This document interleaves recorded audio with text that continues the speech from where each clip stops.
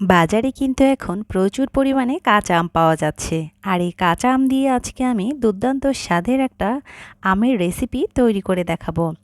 এর জন্য প্রথমে এখানে আম নিয়ে নিয়েছি। এবার আমগুলোকে একটা পিলারের সাহায্যে খুব ভালোভাবে ওপরের খোসাগুলোকে ছাড়িয়ে নিচ্ছি। আপনারা চাইলে এই কাজটা বটির সাহায্যেও করে নিতে পারেন। আমি পিলার দিয়ে খুব ভালোভাবে সবগুলো আমের খোসা ছাড়িয়ে নিচ্ছি। দেখুন, সবগুলো আমের খোসা খুব ভালোভাবে ছাড়িয়ে নিয়েছি। তারপর আমগুলোকে আমি কেটে নিচ্ছি। এ পর্যায়ে অবশ্যই একটু লক্ষ্য করবেন আমগুলো আমি ঠিক কিভাবে কেটে নিচ্ছি। আমি ঠিক আমগুলোকে যেভাবে কেটে নিচ্ছি ঠিক এইভাবেই কেটে নেওয়ার চেষ্টা করবেন। এতে করে আচারগুলো দেখতে অনেক বেশি লোভনীয় হবে। আর দেখুন আমি ঠিক কিভাবে এই কাজটা করে নিচ্ছি। আপনারা চাইলে এই কাজটা কিন্তু বটির সাহায্যেও করে নিতে পারেন। এবার এগুলোকে গোল গোল করে কেটে নিয়ে এগুলোর ভিতরের যে বীজের অংশগুলো রয়েছে সেগুলো কিন্তু ফেলে দিতে হবে। আর এই একইভাবে দেখুন আমি সবগুলো আম কেটে নিয়েছি। আর আমের পুরুত্বটা কীরকম হবে দেখে নিশ্চয় বুঝতে পারছেন। খুব বেশি মোটা বা খুব বেশি পাতলা হবে না। এবার এগুলোকে আমি একটি বড় বোলে নিয়ে নিয়েছি। তারপর দিয়ে দিচ্ছি 1 কাপের মতো চিনি, আর দিয়ে দিচ্ছি 1/4 কাপ ভিনেগার, আর দিয়ে দিচ্ছি 1 চা চামচ লবণ। এবার এই সবগুলো উপকরণ একটা স্প্যাচুলার সাহায্যে খুব ভালোভাবে নেড়েচেড়ে মিশিয়ে নিচ্ছি। মিষ্টিটা কিন্তু আপনারা আপনাদের স্বাদ মতো বাড়িয়ে কমিয়ে ব্যবহার করতে পারেন। এবার এই সবগুলো উপকরণ খুব ভালোভাবে মিশিয়ে নিয়ে এটাকে আমি ঢাকনা দিয়ে ঢেকে রেস্টে রেখে দিচ্ছি 1 ঘন্টার জন্য। 1 ঘন্টা পরে ফিরে আসছি। আর এরই ফাঁকে আমি আচারের জন্য একটা স্পেশাল মশলা তৈরি করে নেব। তার জন্য চুলায় একটা ফ্রাই প্যান বসিয়ে এখানে দিয়ে দিচ্ছি 3টির মতো শুকনো মরিচ, হাফ চা চামচ পাঁচফোড়ন, হাফ চা চামচ আস্ত ধনিয়া, হাফ চা চামচ জিরা, হাফ চা চামচ মৌরি, আর দিয়ে দিচ্ছি হাফ চা চামচের মতো মেথি দানা। এবার এই সবগুলো উপকরণকে আমি খুব ভালোভাবে একটু সময় নেড়েচেড়ে ভেজে নিচ্ছি। দেখুন এগুলোকে ভেজে নেওয়া হয়ে গেছে। এবার এগুলোকে আমি খুব ভালোভাবে গুঁড়ো করে নিচ্ছি। আর দেখুন 1 ঘন্টা পরে ফিরে এসেছি।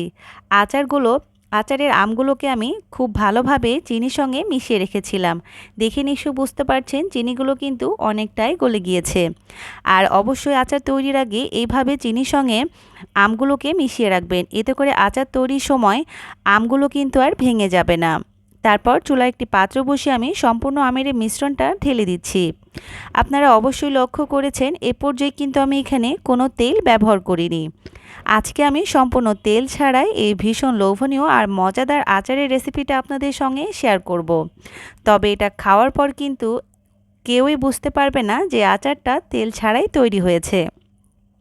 দেখুন আমি এটাকে 5 মিনিটের মতো খুব ভালোভাবে জাল করে নিয়েছি।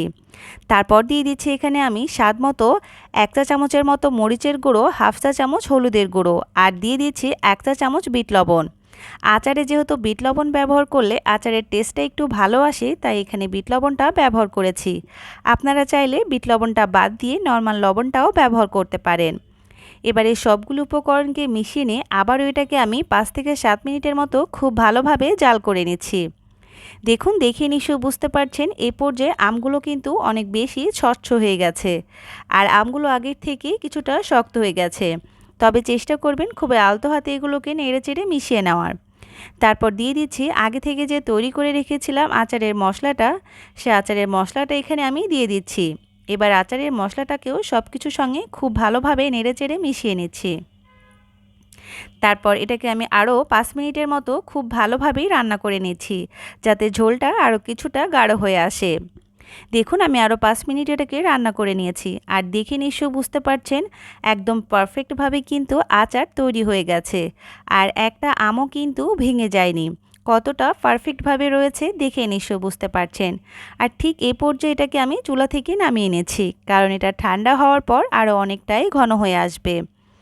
তাহলেই দেখে নিশ্চয়ই বুঝতে পেরেছেন সম্পূর্ণ তেল ছাড়াই আজকের এই লোভনীয় আচারের রেসিপিটা আমি তৈরি করেছি। আর তৈরি করা কতটা সহজ দেখে নিশ্চয়ই বুঝতে পেরেছেন। যারা কখনোই আচার তৈরি করেননি বা নতুন রাঁধুনি রয়েছেন, তারাও চাইলে আমার এই রেসিপিটা ফলো করে হুবহু এরকম ভীষণ মজাদার আর লোভনীয় আচার কিন্তু বাসায় তৈরি করতে পারবেন। আর এই আচারটা খেতে যে আসলে কতটা মজাদার একবার তৈরি করে না খেলে কিন্তু বুঝতেই পারবেন না। আর আম শেষ হয়ে যাওয়ার আগেই কিন্তু এই আচারটা তৈরি করে রাখতে পারেন। এটা তৈরি করে আপনারা সারা বছর সংরক্ষণ করে রাখতে পারেন।